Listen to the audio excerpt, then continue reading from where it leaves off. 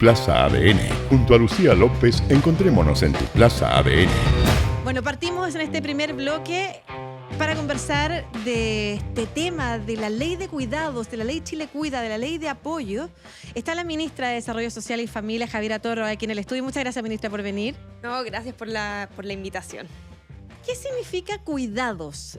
Que es un tema que hoy día aparece en foros internacionales de financiamiento, por ejemplo. Me ha llamado mucho la atención, no solamente cambio climático en foros de bancos, de grandes compañías, sino que además el tema de cuidados. Estuvo muy presente, me acuerdo, en los discursos de los jefes de Estado en las Naciones Unidas.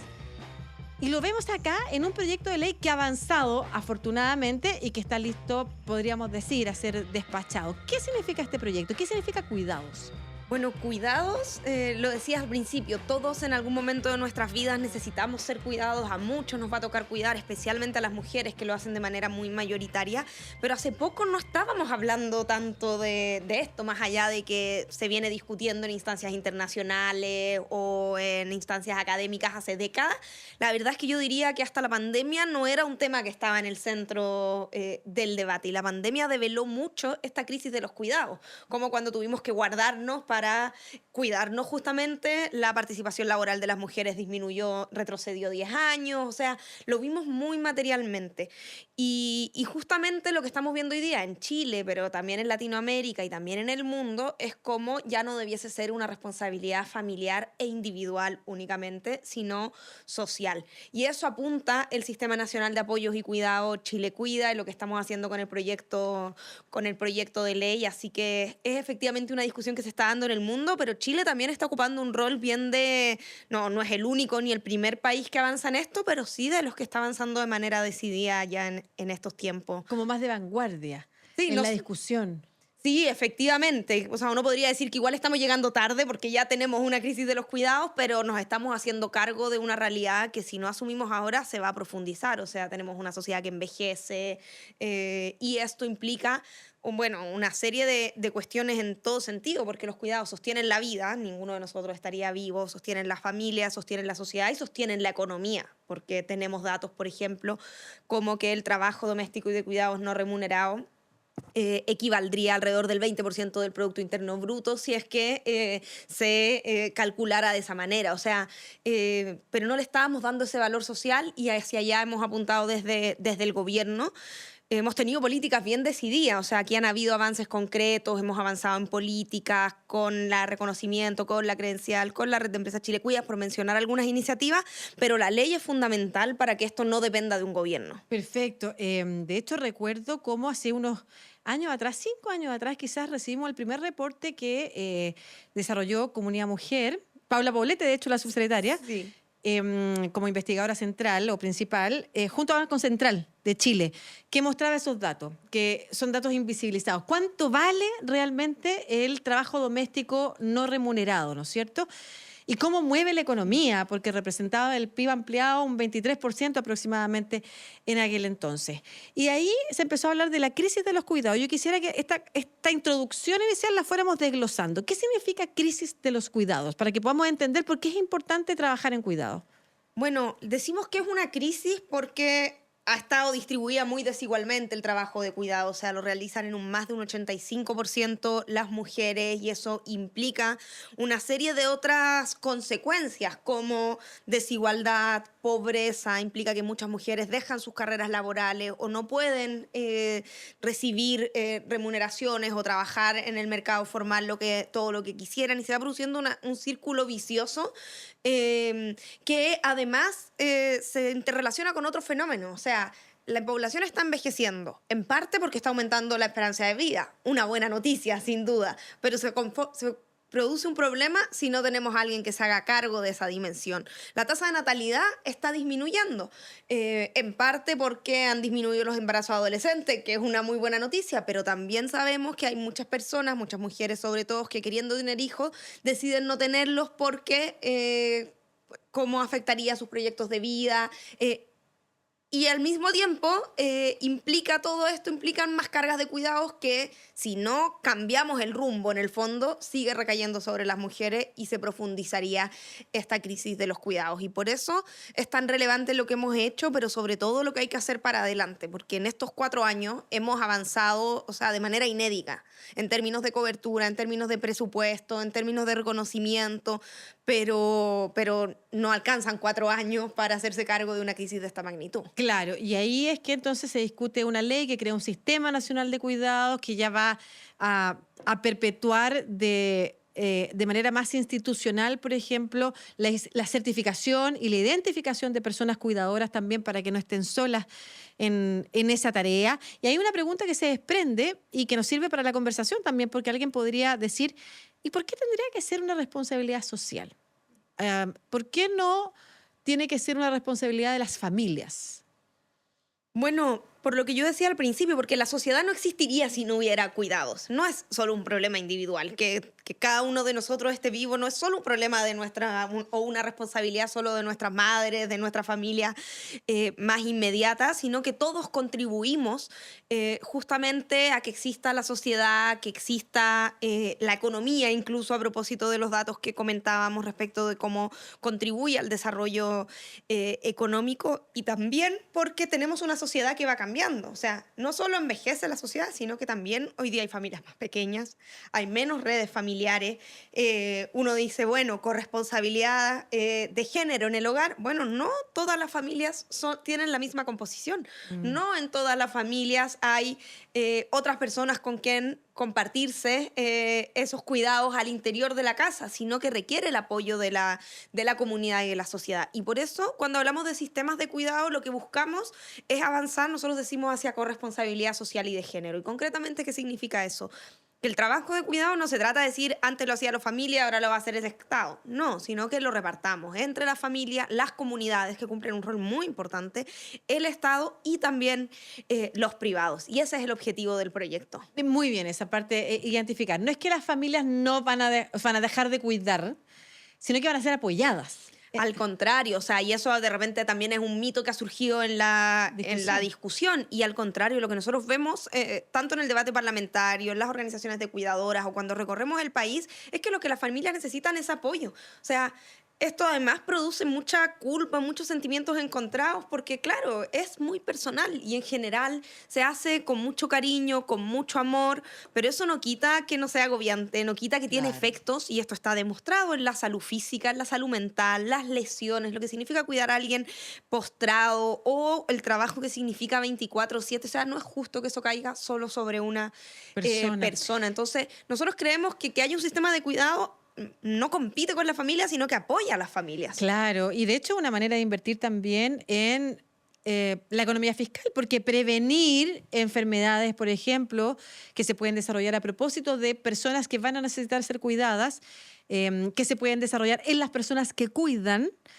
es mejor que, desde el punto de vista fiscal incluso, que tener que acompañar económicamente, por ejemplo, cuando se producen esos costos tan altos físicos y de salud mental que sabemos que se producen en las personas cuidadoras.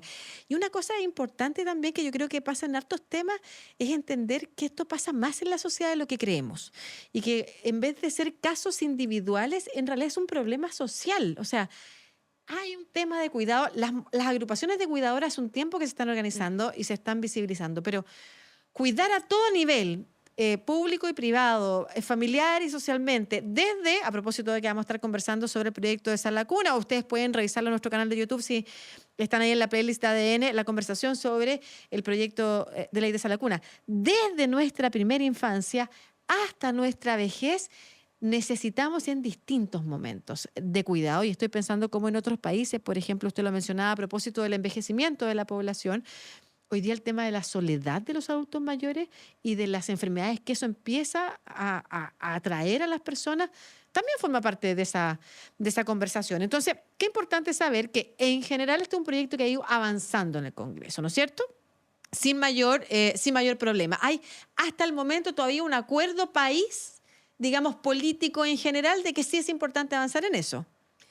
Esa transversalidad existe porque efectivamente, y esto también tiene que ver con la manera en que entendemos los cuidados como parte de la protección social, son transversales. O sea, en todas las familias hay cuidado infantil, o hay una persona que puede enfermar, o una persona con discapacidad, o una persona que requiere apoyos y cuidados cuando es una persona mayor. Tantas familias o historias donde de la noche a la mañana a uno le cambia, y normalmente, también hay hombres, pero normalmente a una mujer le toca aprender a cuidar de un día a otro, y eso también ha generado que tenemos que pensar el derecho al cuidado como un derecho universal. Y esto no es menor, porque programas de cuidado existen de antes, no es que todo partió con este gobierno, al contrario, nosotros reconocemos lo que significa todas las años de existencia que tiene Senama, que tiene Senadis, también programas que están orientados a las cuidadoras, como la Red Local de Apoyos y Cuidados, por ejemplo, que tiene más de 10 años, pero que apenas llegaba a 90 comunas y a menos de 5.000 hogares hace 3 años. Y hoy día ya está llegando a 215 comunas y más de 37.000 hogares, pero ojalá llegara a todas las comunas y a todos los hogares donde hay personas que lo requieren. Entonces, eso te da cuenta que ya no basta una política de cuidados que sea hiperfocalizada y fragmentada, porque en todas las familias, en todos los sectores económicos, en todos los territorios del país está esta necesidad. Y por supuesto, la desigualdad económica impacta de manera distinta, pero la verdad es que la carga del cuidado es una carga pesada bajo cualquier condición. Totalmente, y a veces no lo pensamos así, pero por ejemplo, la misma realidad de los adultos mayores en sectores más acomodados, a veces puede ser más solitaria todavía que en lugares donde hay más costumbre de contar con la red de la comunidad con la red de familia, porque las familias han estado acostumbradas a vivir más choclonadas, por ejemplo. ¿Cuáles son las innovaciones, pudiéramos decir, del hecho de poder avanzar una ley de apoyo y cuidado? ¿Qué es lo que cambiaría? Bueno, lo primero es que reconoce legalmente el derecho al cuidado. Y lo reconoce en 3 dimensiones, que es el derecho a cuidar, a ser cuidado y al autocuidado. Y esto ya es una gran innovación. No somos el primer país, pero sí de los primeros países que está reconociendo el derecho al cuidado con rango legal.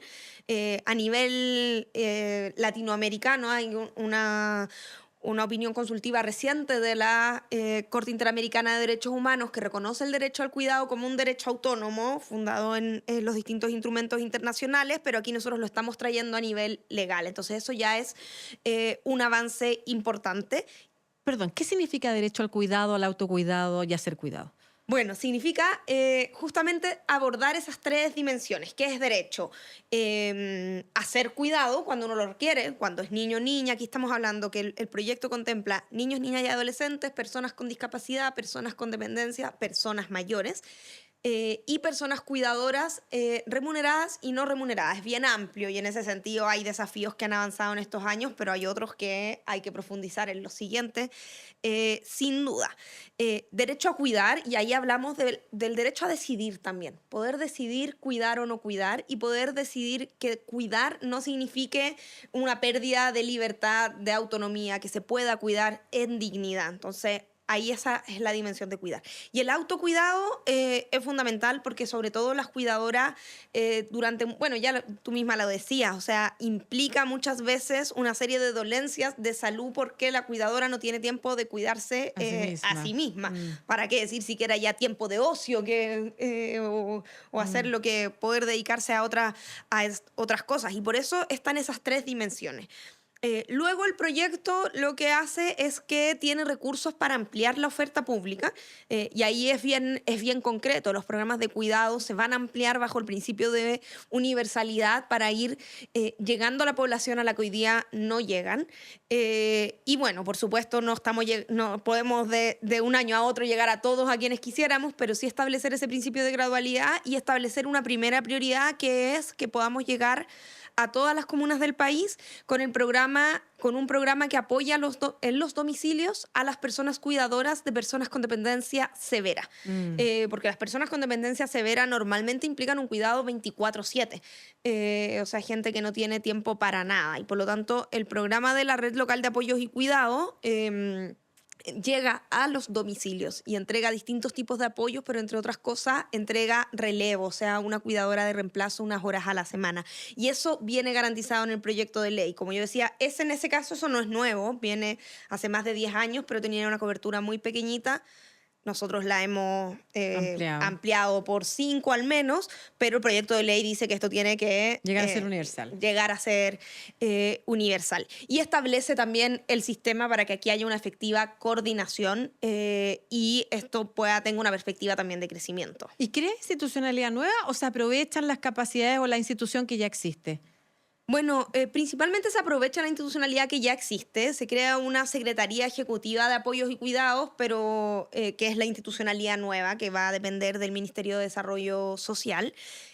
Pero en general lo que hace esa secretaría es trabajar con las capacidades instaladas en el Estado. Esa era una crítica que se ha planteado durante la discusión, que esto era un proyecto estatista, burocrático, que había muchos recursos orientados a crear una institucionalidad y más burocracia, y la verdad es que no es así. O sea, de todos los recursos contemplados en el informe financiero, más del 98% van a la ampliación de la oferta y de los programas de cuidado, y es poco lo que va directamente a la creación de esta nueva institucionalidad que sobre todo tiene que tener capacidad de coordinar, de evaluar y de planificar, porque no podemos estar siempre llegando tarde, tenemos que también adelantarnos a lo que viene en términos, por ejemplo, de los cambios sociodemográficos. Entonces, ahí yo diría el proyecto tiene una perspectiva bastante de aprovechar las capacidades que ya existen. Esto, por supuesto, en estos tiempos, además, que se discute tanto sobre el Estado, la protección social, se ocupan estos epítetos, se hablan de grandes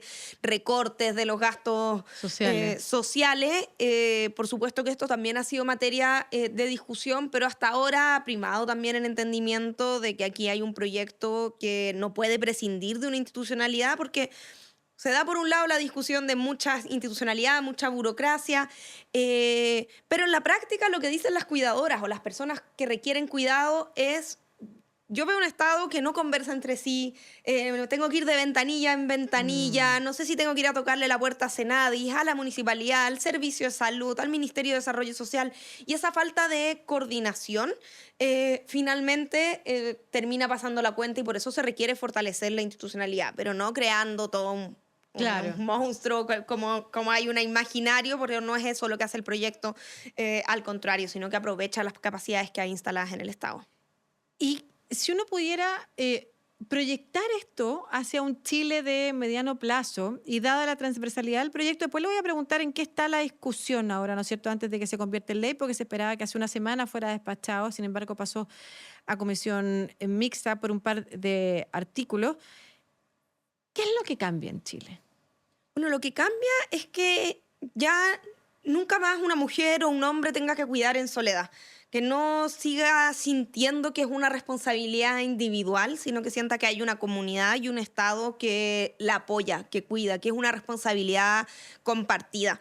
Y eso implica distintas dimensiones, o sea, tiene una dimensión de reconocimiento que se ha avanzado, por ejemplo, con la credencial de cuidador, cuidadora, que ya tienen más de 238.000 personas, pero que va a tener rango legal. O sea, todos estos avances que han sido significativos, ojalá no cambien simplemente por quién está gobernando, sino que sean una obligación legal y que no se pueda retroceder respecto de esto. Y eso ha sido en general bastante transversal. Ha habido unas oposiciones durante la tramitación del proyecto, había una bancada que se opuso en todos los trámites al proyecto, pero en general se han logrado construir acuerdos transversales porque es una necesidad que es reconocida de manera muy amplia. Sobre todo por las autoridades que están en los territorios. Es cuando más se nota ahí a las personas que, sobre todo las que ejercen esta necesidad del cuidado y que, como usted dice, tienen que ir de una ventanilla a otra, quitándole ese poco tiempo, pero ese súper importante tiempo de cuidado y ese poco tiempo libre que no tienen en realidad, tratando de resolver un trámite. Y yo recuerdo el PNUD, este documento del PNUD que salió el año 2018, si mal no recuerdo, por ahí 2017, que hablaba de cómo a la gente lo que más le molestaba de Chile era la desigualdad de trato. Y las personas que cuidan y que necesitan además del Estado para poder acceder a beneficios que a veces no son ni para uno, son para la persona a la que uno está cuidando, desde los niños hasta los enfermos y los adultos mayores. se hace un trámite tan duro que esperamos que efectivamente este proyecto permita que toda esta coordinación haga todo eso más liviano y si bien no aliviana toda la vida, ayude precisamente en eso. ¿Y cuáles son los dos temas que quedaron pendientes en la discusión? Bueno, son dos normas que tienen que ver con parte con la institucionalidad y que, si bien obtuvieron una votación mayoritaria en la Cámara de Diputados, por ser normas de quórum, no alcanzaron el quórum calificado, que eran 76 votos, y por lo tanto pasaron a comisión mixta, y son la norma que regula la supervisión del sistema, que es bien relevante, y yo espero que podamos resolver eso en la mixta para que quede dentro del proyecto como la Secretaría Ejecutiva cumple un rol de supervisión tanto de los programas públicos, pero también de los programas privados, porque esto es muy transversal y hay toda una industria del cuidado. Y el otro elemento, el otro artículo tiene que ver con el Comité Interministerial de Desarrollo Social, Familia y Cuidados, que es fundamental para la coordinación del sistema y para que finalmente no se prolongue esta fragmentación, porque parte del diagnóstico del que partíamos, por ejemplo, nosotros hicimos un barrido de cuáles son los programas de cuidados que había en el gobierno central. Solo en el gobierno central había más de 50 programas de cuidado disgregados. Claro. Y en los municipios, al menos 315 municipios tenían programas de cuidado. Y algunos de estos se complementaban, pero algunos no conversaban, algunos se duplicaban. Por supuesto, lo que más había eran vacíos. Entonces, esta coordinación y esta dimensión institucional es relevante y por eso yo espero que esas diferencias se resuelvan, porque en general ha habido un ánimo... Con excepción de una bancada y casos puntuales, ha habido un ánimo de acuerdos transversales, porque es difícil también decirle que no a esta necesidad. Las cuidadoras y sus organizaciones han sido muy activas en la tramitación del proyecto de ley en sus territorios. Ya tenemos 54 centros comunitarios de cuidado inaugurados y son... no sé, autoridades locales de distintos sectores políticos que señalan que esto es una necesidad y que están implementando los programas y ven cómo le cambia la vida a la gente y cómo eso tiene que crecer y universalizarse. Y como usted decía, además, el desarrollo de una industria del cuidado, o sea, hay empleos que se están creando, hay certificaciones también que tenemos. De hecho, el otro día dábamos los datos de Chile Valora que se entregaron precisamente. ¿Usted puede contar algo de ese programa para que la gente también pueda acceder a él? Sí, bueno, eso es parte también de lo que hemos hecho, por ejemplo, con el plan, la Política Nacional y el Plan de Acción de Apoyos y Cuidados que nosotros dictamos a principio de año, que entre otras cosas involucró a Chile Valora a la política de cuidados. Porque uno dice, ya, es una política solo del Ministerio de Desarrollo Social. No. Y nos decían, ¿y por qué involucra al Ministerio de Trabajo? ¿Por qué involucra al Ministerio de Educación? ¿Por qué involucra al Ministerio de Transporte?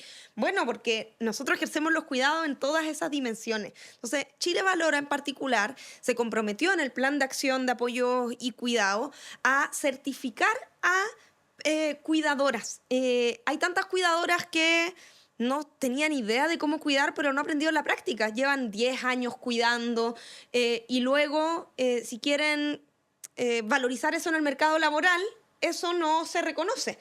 Y Chile Valora lo que hace es que reconoce ese conocimiento, todo lo que han aprendido y lo certifica para que justamente tenga también esa certificación y ese valor. Eso es, por ejemplo, es una de las políticas que fue parte del Plan de Acción de Apoyos y Cuidados y se cumplió y hay más de 200 cuidadoras y cuidadores que están certificados. Pero con la ley estas políticas no van a depender de que este gobierno tuvo el compromiso, sino que debiesen ser una obligación legal. Perfecto, qué importante entonces saber, porque además se crea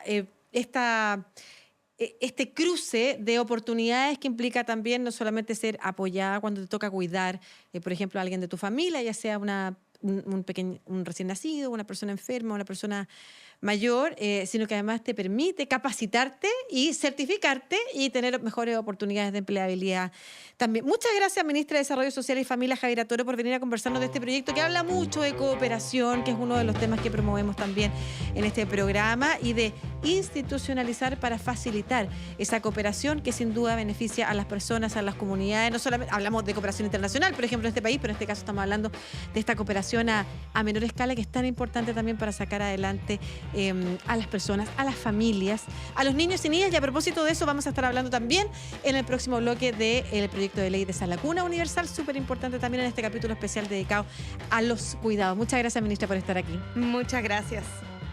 ¿Sabías que Generadoras de Chile desarrolló una herramienta única para medir impacto social y que tú puedes utilizar en tu propio proyecto? Bueno, Generadoras lanzó un manual para sus empresas asociadas con el objetivo de promover herramientas para un mejor diseño, monitoreo y evaluación de los programas sociales que las empresas implementan en los territorios donde se insertan sus proyectos. La herramienta facilita una evaluación clara, autónoma y estandarizada, alineada con los objetivos de desarrollo sostenible, cuyo objetivo final es que los programas tengan un impacto concreto y real en el bienestar de los territorios y sus comunidades. Encuentra este manual y úsalo en www.generadoras.cl. Si tu empresa tiene que cumplir con la ley REP o quiere colaborar con su comunidad en la disminución de la basura que llega a los vertederos o al océano, pero no sabe cómo, bueno, necesitan a Recifast. Recifast es una empresa de soluciones innovadoras y sustentables en manejo de residuos y logística comprometida con el cuidado del medio ambiente. Además, tienen el RepTrack, una planta de reciclaje móvil única en Latinoamérica que se traslada para realizar la recolección y compactación de residuos en el lugar donde se generan. El reciclaje es más limpio, fácil y eficiente. Además, educativo. Más información del RepTrack y de Recifast en recifast.com. Revisa otras conversaciones sobre diálogo y cooperación, sostenibilidad y multilateralismo en esta playlist de Plaza ADN en el YouTube de Radio ADN.